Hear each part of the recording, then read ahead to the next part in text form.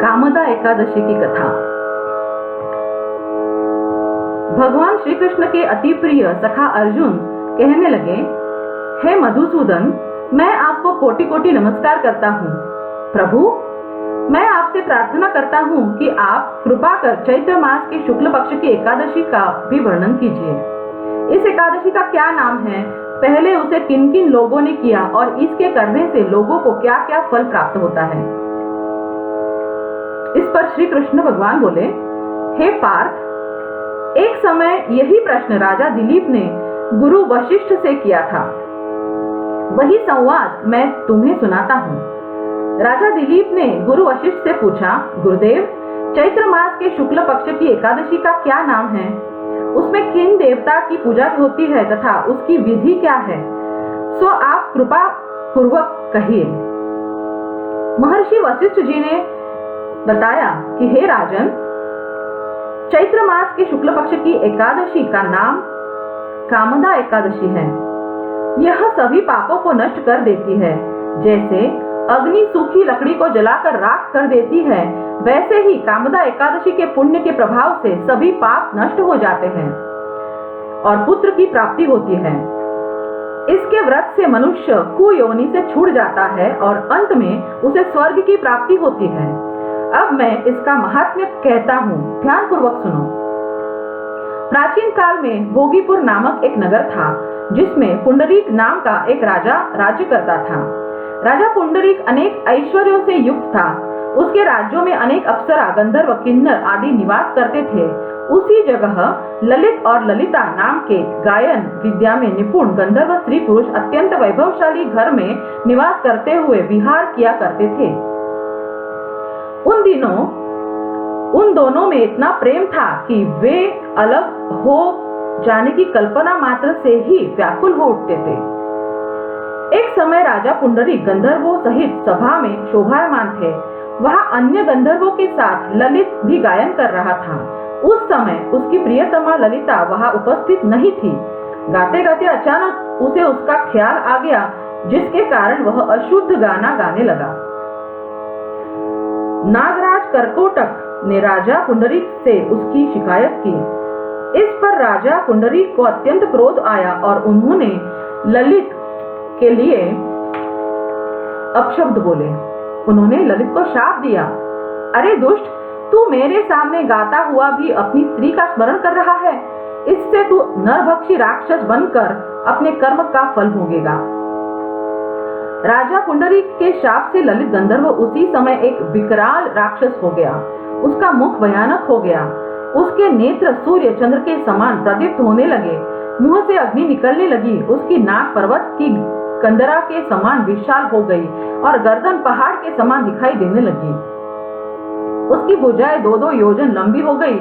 इस तरह उसका शरीर 8 योजन हो गया। इस प्रकार राक्षस हो जाने पर वह अनेक दुख भोगने लगा। जब ललिता को अपने प्रियतम ललित का ऐसा हाल मालूम हुआ तो वह बहुत दुखी हुई। वह अपने पति के उद्धार के लिए विचार करने लगी कि मैं कहाँ जाऊं और क्या करूं, कैसे अपने पति को इस नरक तुल्य कष्ट से छुटकारा दिलाऊं। वह राक्षस घोर वनों में रहते हुए अनेक प्रकार के पाप करने लगा। उसकी पत्नी ललिता भी उसके पीछे पीछे जाती और उसकी स्थिति देखकर विलाप करती रहती। एक दिन वह अपने पति के पीछे पीछे घूमते घूमते विंध्याचल पर्वत पर चली गई। उस स्थान पर उसने श्रृंगी ऋषि का आश्रम देखा। वह शीघ्र ही उस आश्रम में गई और ऋषि के सम्मुख जाकर दंडवत प्रणाम कर विनय भाव से प्रार्थना करने लगी, हे मुनिश्रेष्ठ, मैं वीरधनवा नामक गंधर्व की कन्या ललिता हूँ। मेरा पति राजा पुंडरीक के श्राप से एक भयानक राक्षस हो गया है। उससे मुझको महान दुख हो रहा है। अपने पति के दुख के कारण ही मैं भी बहुत दुखी हूँ। हे ऋषि श्रेष्ठ, कृपा करके आप उसके राक्षस योनि से छूटने का कोई श्रेष्ठ उपाय बताइए। उसका सारा वृत्तांत सुनाकर ऋषि श्रृंगी बोले, हे गंधर्व कन्या, चैत्र मास के शुक्ल पक्ष की एकादशी का नाम कामदा एकादशी है। उसके व्रत करने से मनुष्य के समस्त कार्य शीघ्र ही सिद्ध हो जाते हैं। यदि तू उसके व्रत के पुण्य को अपने पति को देगी तो वह शीघ्र ही राक्षस योनि से छूट जाएगा और राजा का शाप शांत हो जाएगा। मुनि के ऐसे वचनों को सुनकर ललिता ने आनंद पूर्वक व्रत किया और द्वादशी के दिन ब्राह्मणों के सामने अपने व्रत का फल अपने पति को दे दिया और भगवान से प्रार्थना करने लगी, हे प्रभु, मैंने जो यह व्रत किया है उसका फल मेरे पतिदेव को मिले, जिससे उनकी राक्षस योनि से शीघ्र ही छुटका हो जाए, वो छूट जाए राक्षस योनि से। एकादशी का फल देते ही उसका पति राक्षस योनि से छूट गया और अपने पुराने स्वरूप को प्राप्त हुआ।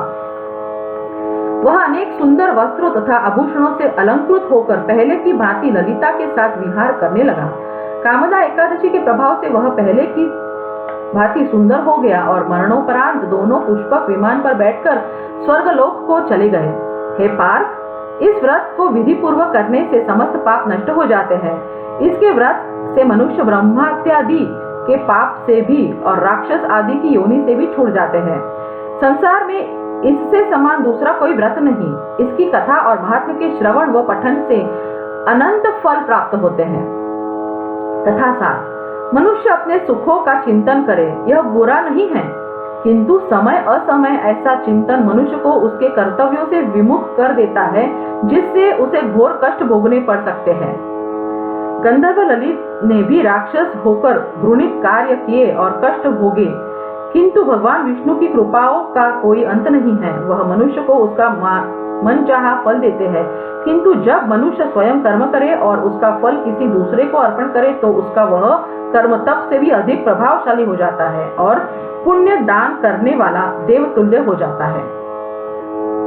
तो भक्तों, हम सभी को धर्म कार्य करते रहना चाहिए और समय असमय प्रसंग का ध्यान रखते हुए समयोचित वर्तन करना चाहिए, अन्यथा हमें पाप लगकर हमें उसका फल भोगना पड़ सकता है। तो हमेशा धर्माचरण करना, प्रसंग और स्थान का ध्यान रखना, यही उचित होगा। तो भक्तों, फिर मिलेंगे अगली एकादशी की कथा के साथ। तब तक मुझे आज्ञा दीजिए। नमस्कार।